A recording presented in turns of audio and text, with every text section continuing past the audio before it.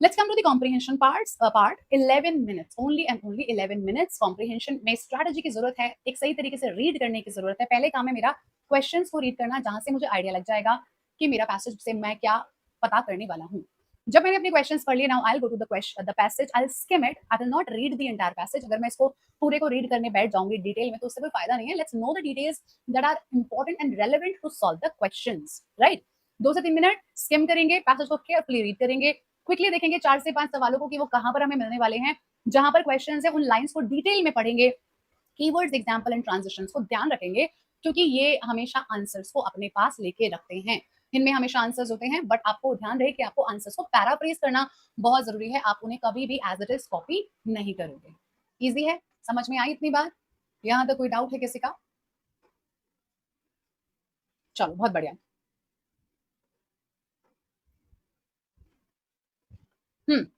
देखो एक बार इसको थोड़ा सा इसको प्रोसेस करो, जो आपको भी बताया है मैंने। आपने दिमाग में एक पिक्चर बना ली है, कॉम्प्रिहेंशन मेरी आंखों के सामने आया, हल्का सा मैंने इसको स्कैन किया। I am on the questions, I am reading, keywords उठा लिए, पता चल गया पैसेज में क्या क्या ढूंढना है, पैसेज में आ गई, ठीक है। हल्का सा देखा, अब मुझे पता है मुझे कहाँ का क्या क्या ढूंढना है। केयरफुली मैंने इसको रीड किया, क्विकली मैंने देखा अपने क्वेश्चन से मैच करते हुए आंसर्स को, उनको मैंने ध्यान से देखा, एग्जाम्पल्स में या कहीं पर भी आंसर्स हैं, उस लाइन को मैंने पैराफ्रेज करना है और मुझे अपना आंसर रेडी करना है। Done. 11 minutes will be enough. 6 से 7 मिनट्स में अब मुझे क्या करना है, मुझे अब अपने आंसर्स को ड्राफ्ट करना है अपने पॉइंट्स को देखते हुए कि क्वेश्चंस मेरे डायरेक्ट हैं या फैक्चुअल हैं। मुझे एग्जैक्ट वर्ड्स और आइडियाज पैसेज से लाइक लेने हैं, बट मुझे उन्हें अपने तरीके से लिखना है।